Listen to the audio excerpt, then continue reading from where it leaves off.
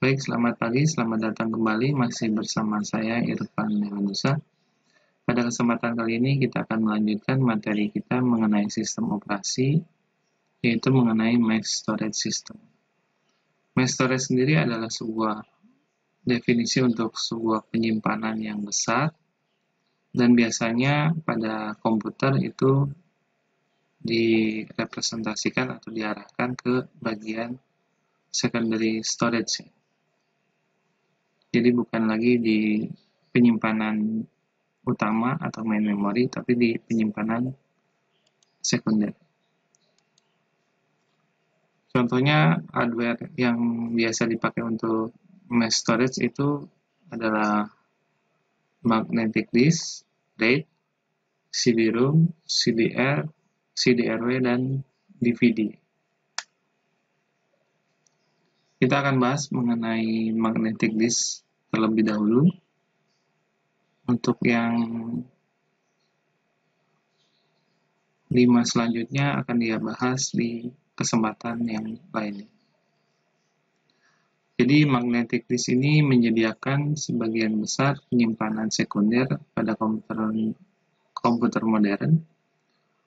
Drive berputar pada 60-250 kali per detik.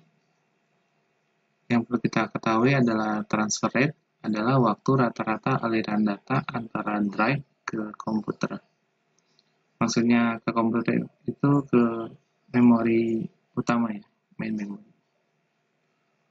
Positioning time atau random access time adalah waktu untuk memindahkan lengan disk ke silinder yang diinginkan atau seek time.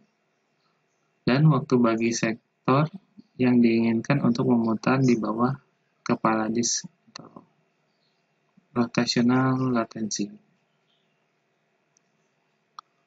Head crash itu ketika kepala disk atau head disknya itu melakukan kontak dengan permukaan disk ya, sehingga seolah-olah head disknya itu tabrakan atau mengalami kerusakan. Otomatis datanya pun akan rusak ya, yang bahaya. Kemudian disk dapat dilepas, plug and play, drive terpasang ke komputer melalui bus I/O. Contoh magnetic disk itu ada hard disk dan floppy disk. Ini contoh perbandingan antara disket ya, floppy disk dengan hard disk. Jadi kalau floppy disk itu jumlah silindernya ada 40. Kalau sekarang hard disk itu ada 1601. Tracknya ada 2. Kalau di hard disk ada 12 ya. Sektor per track 9. Kalau di hard disk rata-rata 281. Otomatis sangat lebih besar ya media penyimpanannya. Yang menarik lagi kapasitas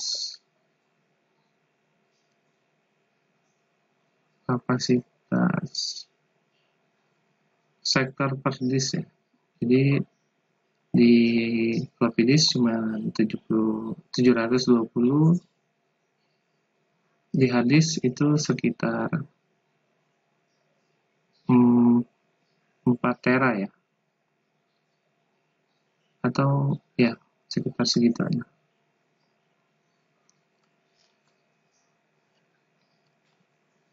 Ini gambar dari mekanisme disk. Jadi head disknya itu bergerak. Yang perlu kita ketahui adalah yang pertama itu silinder. Silinder itu bagian yang tengah. Ini adalah silinder. Nah, di dalam silinder ini terdapat sebuah track. Ini track. Nah, di dalam track ada sektor-sektor. Nah, ini adalah kepala disknya. Dan ini adalah lengan disknya, arm disk. Jadi ketika ingin membaca atau mengambil sebuah data, read atau write pada sebuah hard disk, head disknya itu harus mencari sektor yang tempat data yang diinginkan itu berada. Jadi memang butuh waktu untuk mencari data di secondary storage ini.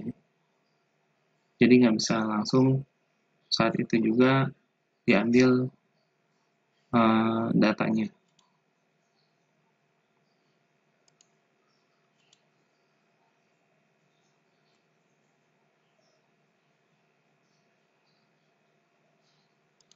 Oke.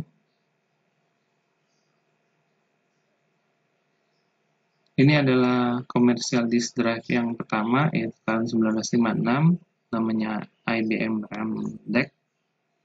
Itu ukurannya hanya 5 juta karakter, tapi besarnya itu harus dibawa menggunakan pesawat ya. Ini casingnya. Kemudian ukuran piringannya itu 50 kali 24 inch. Rata-rata akses time-nya adalah kurang dari 1 detik. Nah, teknologi yang paling baru saat ini mungkin teknologinya masih tergolong baru, yaitu SSD, Solid State Disk. Itu bukan merupakan piringan hard disk ya, tapi dia adalah memori non-volatile, tapi digunakan seperti hard disk. Keuntungannya pasti lebih handal dari hard disk karena dia tidak perlu melakukan rotasi atau bergerak mencari sesuatu ya. Latensi rotasinya itu tidak ada. Lebih mahal per megabyte-nya pasti, karena ini adalah teknologi baru, biasanya memang lebih mahal. Mungkin memiliki rentang hidup yang lebih pendek. Kenapa lebih pendek? Karena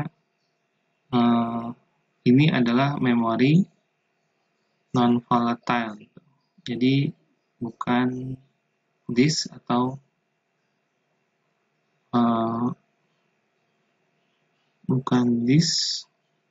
media penyimpanan yang sudah permanen,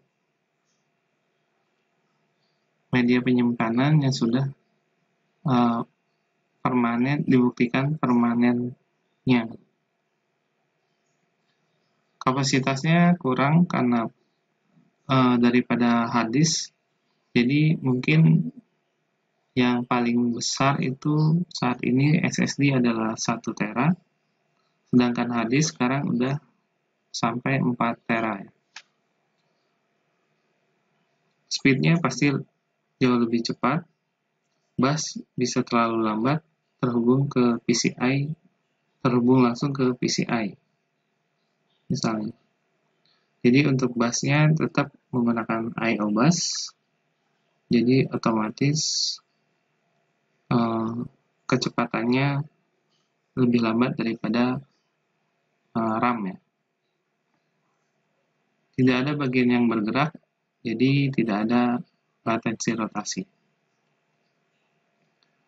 Selanjutnya itu magnetic tape, itu media penyimpanan sekunder yang awal digunakan. Terus datanya itu relatif permanen dan menampung data dalam jumlah besar.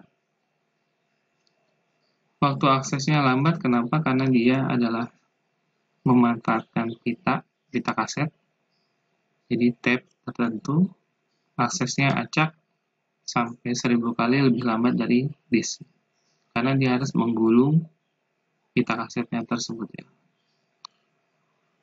Digunakan untuk cadangan penyimpanan data yang jarang digunakan gitu. atau media transfer antar sistem. Jadi karena umur datanya itu lebih lama permanennya, tapi walaupun kecepatannya atau aksesnya lambat, dia masih digunakan. Setelah data di bawah head, kecepatan transfernya sebanding dengan disk. Jadi kalau sudah mau dibaca, itu speednya sama seperti hard disk. Ukurannya 200 GB sampai 1,5 tera. Ini contoh gambar umum magnetic tape, yaitu LTO Altrium 400 GB.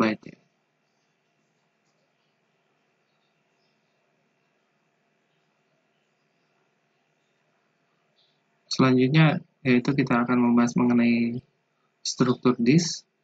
Jadi disk drive ditunjuk sebagai array besar satu dimensi dari blok LOGIS atau logical block, di mana blok itu adalah unit transfer terkecil. Jadi kalau mau transfer data itu pasti yang ditransfer berupa blok-blok logik. Array satu dimensi dari blok logik dipetakan ke dalam sektor disk secara berurutan. Sektor 0 adalah sektor pertama dari track pertama pada silinder terluar.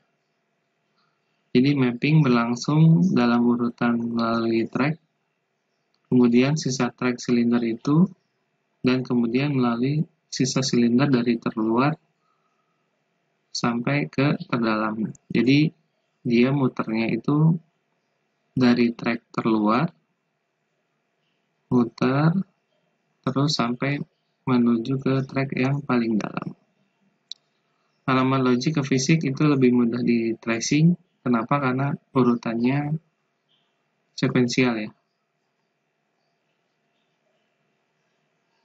Kemudian ada lagi disk attachment atau pemasangan disk. Jadi penyimpanan yang terpasang di host diakses melalui port I/O yang berbicara dengan bus I/O. Contohnya EIDE, PATA, SATA, USB, Vibre Channel, SCSI, SAS, dan Firewire. Biasanya kita menggunakan Firewire. Biasanya saya menggunakan Firewire itu ketika mentransfer data dari kamera atau video karena kualitasnya lebih cepat. Untuk hard disk sekarang masih menggunakan SATA yang paling cepat.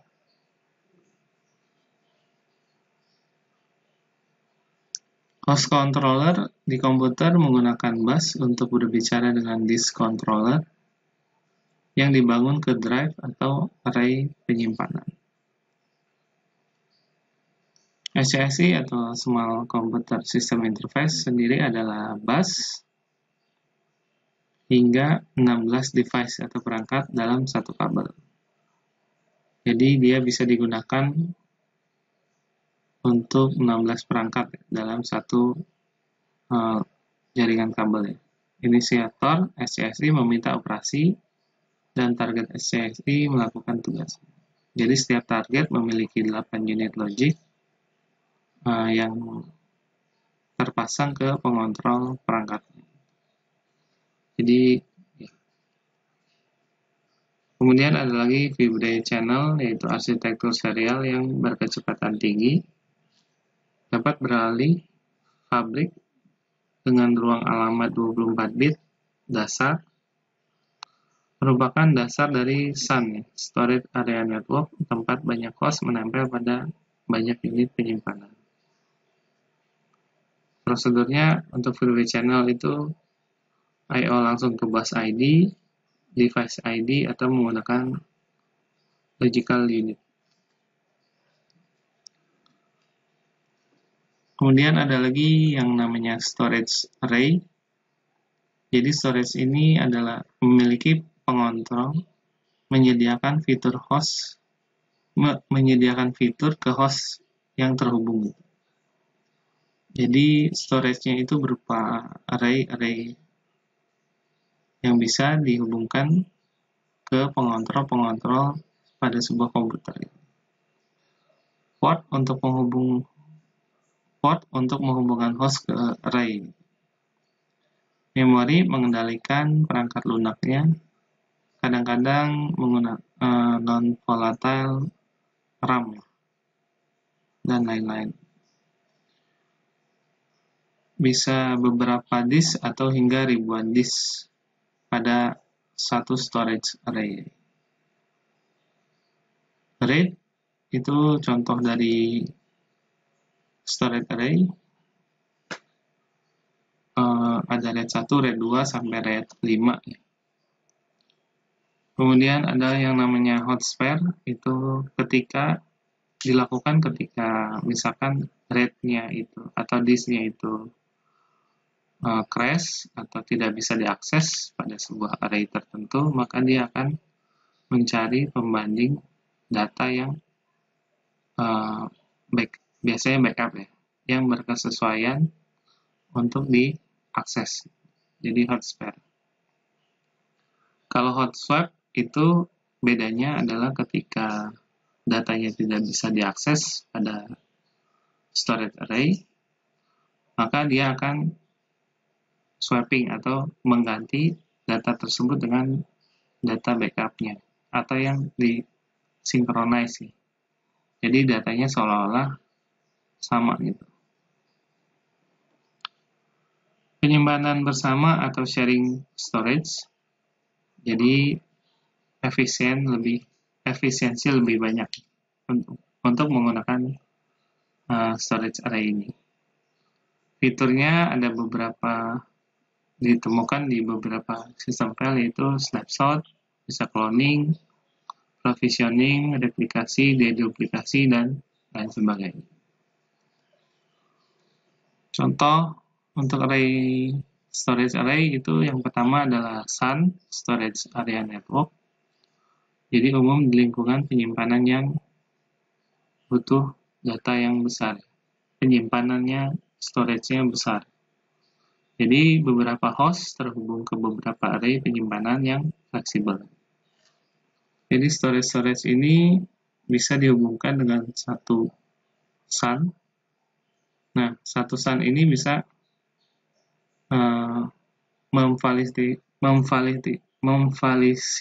memfasilitasi server-server atau data-data processing di center ini seolah-olah satu kesatuan data. Padahal di belakangnya itu ada beberapa storage array. SAN adalah satu atau lebih array penyimpanan connect to one or more fibre channel switches. Host juga menempel pada switch penyimpanan tersedia melalui logical unit masking dari array spesifik ke server tertentu. Jadi penyimpanannya secara logika, dan kita tidak perlu tahu sebenarnya data itu ditaruh di storage array yang mana. Mudah menambah atau menghapus penyimpanan, menambah host baru, atau mengalokasikan penyimpanannya. Overlow latency fibre channel fabric. Mengapa memiliki jaringan penyimpan dan jaringan komunikasi secara terpisah? Itu karena mempertimbangkan aksesnya ya. Jadi aksesnya kan biasanya menggunakan Ethernet atau jaringan internet atau Ethernet. Jadi yang dipakai portnya adalah ISCSI, Internet Small Computer System Interface, atau menggunakan FCOE, Fibre Channel over Ethernet. Jadi karena mempertimbangkan jaringan tersebut, kadang penyimpanan dan komunikasi itu dipisah.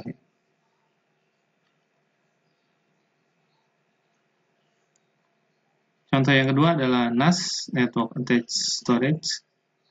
Jadi NAS ini adalah penyimpanan yang disediakan melalui jaringan daripada melalui koneksi lokal seperti bus. Protokol umumnya menggunakan NFS, Network File System, dan CIFS, Common Internet File System. Jadi NAS ini bisa seperti lokal LAN atau jaringan LAN, kemudian dikonekkan ke komputer tertentu untuk sharing data atau menggunakan IP internetnya.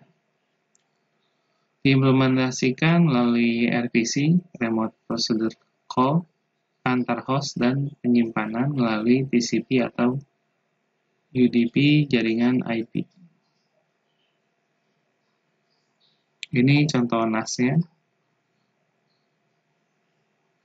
Network Attached Storage. Jadi seolah-olah kalau misalkan kita mengetahui LAN, Local Area Network, NAS itu dijadikan sebagai satu komputer ya, IP komputer yang terhubung ke beberapa komputer pada LAN tersebut atau jaringan tersebut ya.